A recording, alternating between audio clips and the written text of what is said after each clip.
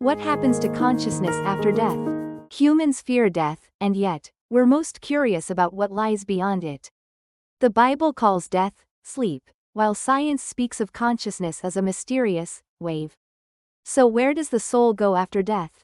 Today, let's explore the nature of consciousness after death through the lens of scripture and quantum physics. The Bible often describes death as sleep. When Lazarus died, Jesus said, "He has fallen asleep." Ecclesiastes also tells us, "The living know that they will die, but the dead know nothing." In other words, according to the Bible, death is more like a state of unconsciousness.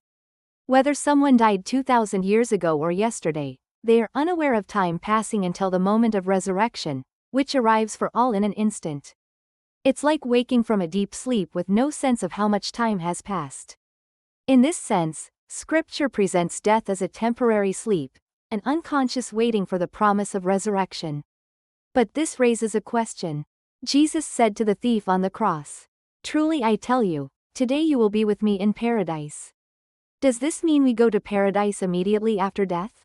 Or, as some Greek scholars suggest, should we read it as, "Truly I tell you today, you will be with me in paradise," pointing to a future moment? Even among biblical scholars, opinions differ. Paul the Apostle, for instance, expressed a longing to depart and be with Christ, saying, "To die is gain," suggesting a more immediate reunion with Christ after death. Clearly, even within Scripture, the nature of consciousness after death isn't so simple. So what does science say? Quantum physics tells us that particles can exist in multiple states at the same time, and, when they are observed, reality becomes fixed.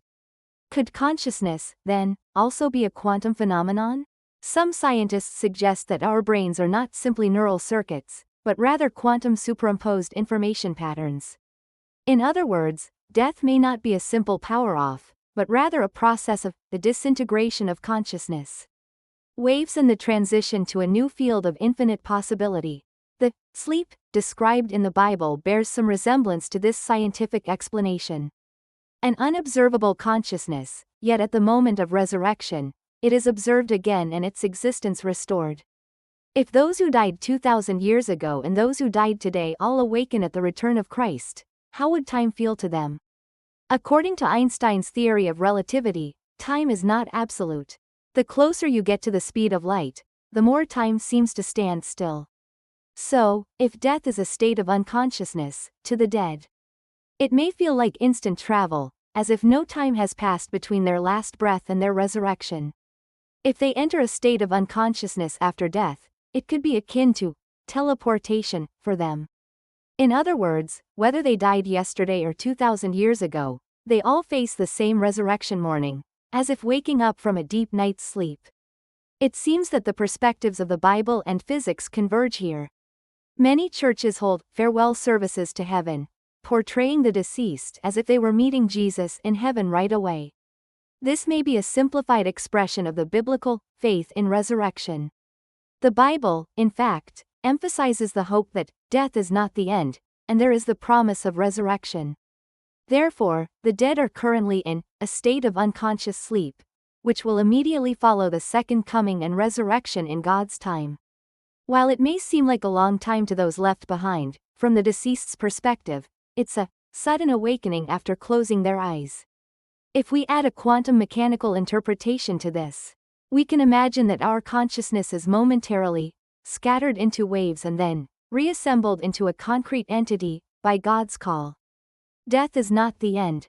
The Bible calls it sleep. Consciousness crosses the river of unconsciousness, the flow of time, and awaits the moment of resurrection. And science suggests that consciousness and the universe are connected in a much deeper and more mysterious way than we realize. Our questions about the afterlife are more than mere curiosity, they are fundamental questions about how we should live now.